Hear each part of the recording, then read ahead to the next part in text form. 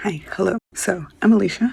Nice to meet you. Welcome back to my channel, or welcome to my channel. Today I'm going to do my reading wrap up a little bit differently than I usually do. You can see my face. I'm over here in the corner while you see me doing my plannery thing. I love my planner. I designed my planner. I know I track a little bit differently than most people. It's fine. I'm a little bit of a geek, a nerd. I love planners and I love to do. I used to have 3 book planners and I've mostly kept it in here. I still keep track in my normal bullet journal, but yeah, anyways, as you can see, I am filling out my TBR for April because I like to keep track of my books from my book game and then the ones that I have for all of my challenges that I have, because my challenges are about that thick in this thing, and then the things that I have and hold the extras that I have I like to put in here as well. So anyways, book 1 was 9 Dragons by Michael Connelly, and I gave this up, but holy shit, surprised. It's surprised. I knew I was expecting the death that happened in this book. I was expecting it. I watched the show. I knew it was going to happen. I didn't expect it in this book. Did not expect it in this book. So when it happened, and it happened very differently than it did in the show, I was just like, oh my god. Oh my god. And poor Maddie, oh my gosh, the guilt she has because, you know, some things happened with Maddie. Maddie got kidnapped in this one and they went to go save her, and that happened during her kidnapping and she blames herself and she's so cute and I feel so bad for her. But yeah, I was not expecting that. I love Michael Connelly. He always surprises me, and that's why I continue to read his books, because it's very hard to surprise me. So, yes. Oh, this is good and heavy.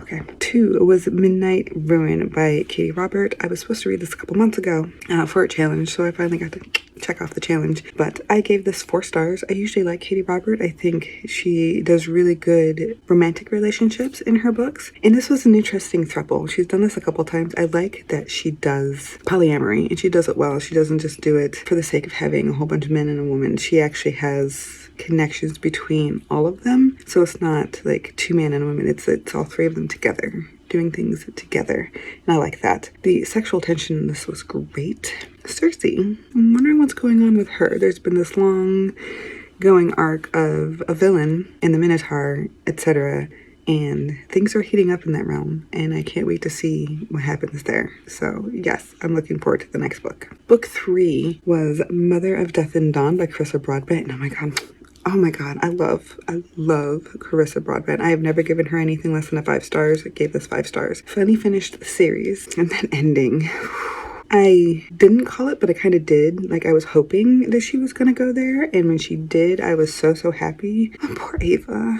Oh my goodness. Those 2, the fairies, the couple fairies. Oh, I felt that. I felt it for them. I wanted them to have a happy ending, and they kind of, in a way, got it. But yeah, I'm glad. I was very happy.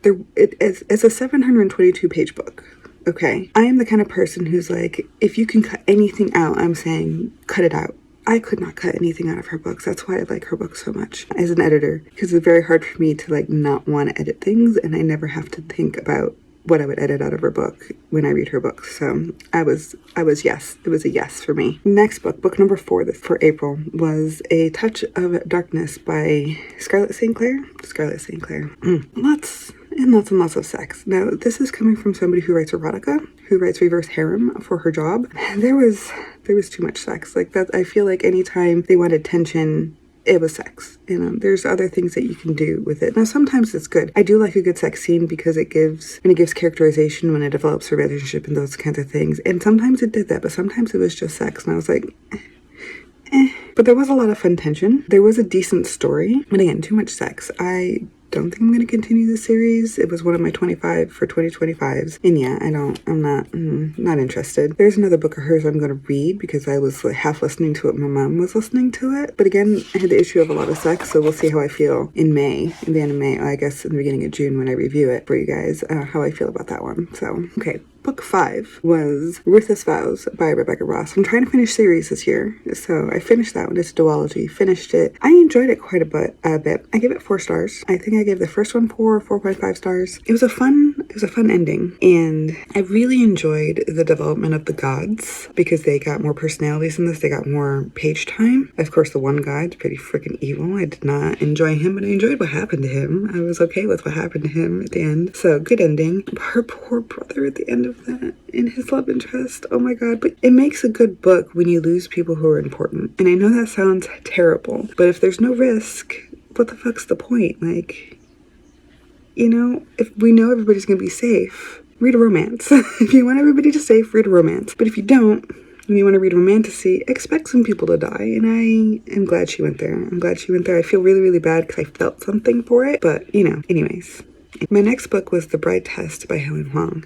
I think that's how you say her name. Sorry if I pronounced it wrong. I gave this like a 4.75. I can't tell you what exactly it was. I'm being very Italian right now. That didn't give it the 5, but it's just like, it felt like one thing was missing in it, and I don't know what that is. But it was not the twist that I thought it was going to be at the end. Like, I thought the daughter was going to be an issue because she kept her daughter a secret. And when I love the part where he comes in at the end, and I'm sorry, spoiler, and he comes in at the end and he's like, "It's a mini you. Hi. No problem. Was totally okay with having a second her in the thing. Loved it." But the actual twist, oh yes, the actual twist was great because they were looking for her dad. Okay, another spoiler. Sorry if you don't want to know. Another spoiler. Finding her dad because they were looking for a Phil the whole time, and that was not his name. He was in New York, and when he comes in at the end is a surprise from the boyfriend, and he's like, "It's you. I went back to look for you, and you weren't there." Like, and they got together. Oh my god, that was so great. That was so great. So spoiler over. Happy ending. Very happy because I mean it's a romance. It should be happy, but like a double happy ending.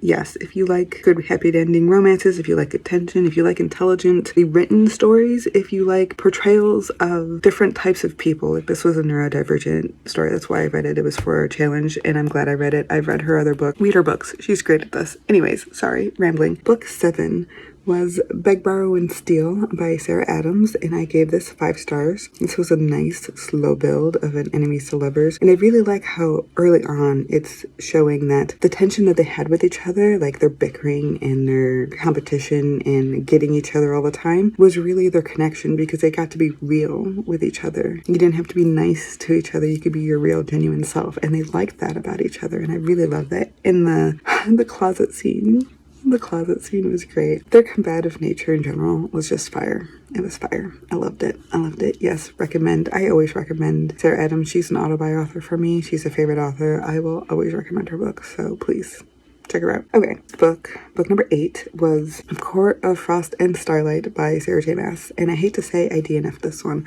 I was so bored. I was like 31% of the way through it. I'm like, nothing's fucking happening. The only thing that's happening is that, once again, the people who are training the soldiers are treating the women poorly, and I don't care. I just don't care. I don't need that shoved in my face every fucking romantasy that I have, and that being like the main point. I don't care. I had a hard time with the rest of the series. The second book was okay. The first book was meh. The third book was meh. So I might read Nesta's story, but I really just didn't. I just wasn't into this. So sorry. I'm not a Sarah J. Maas fangirly.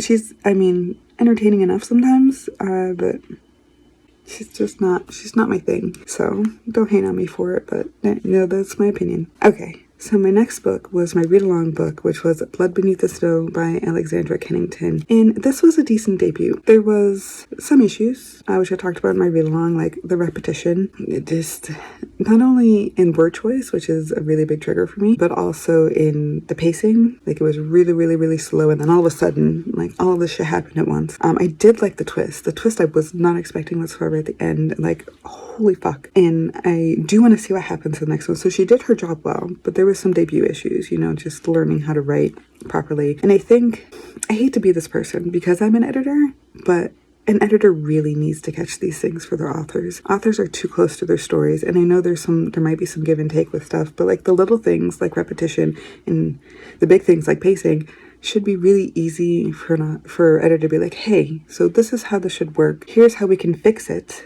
And let's do that. But I feel like traditional publishing has gotten kind of lazy in that regard, where they don't want to put in that kind of work for it. And I'm sorry if I'm calling people out, but that's just my opinion as an editor, as somebody who will get my hands in the meat of something and actually make something decent good, something good great, and something great excellent. Like, that's my job as an editor. And I feel like I'm really good at it. At least that's what I hear from the people that I edit for. And that's why I get upset when authors, especially debut authors, aren't giving that kind of care for their books. Like, this could have been a great book. It probably would have been a great just standalone and just smashed whatever book 2 happens in book 2 in this one. I'll save my judgment for when I read book 2 to see what happens. But the end where what she did to the mass kidnapper / love interest, what she did at the end there, oh my god, yes.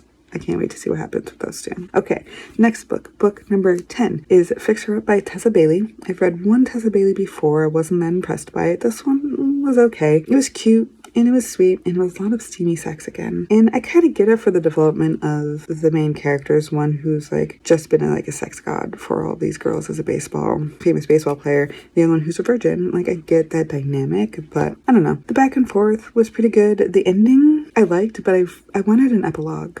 I felt like it ended too soon. After all this build up, I felt like it just went happy ever after. We're not going to give you anything else. Like, really? Really? But there was good growth, which is why I gave it a 4. It wasn't great, but it was good.